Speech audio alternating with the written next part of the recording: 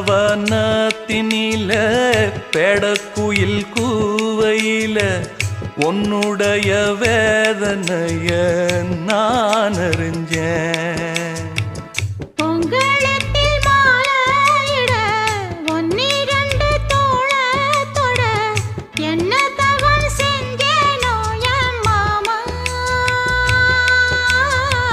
வண்ணக்கிளி கையத்தொட சின்ன சின்ன கோலமிட உள்ள மட்டும் வழியே நானே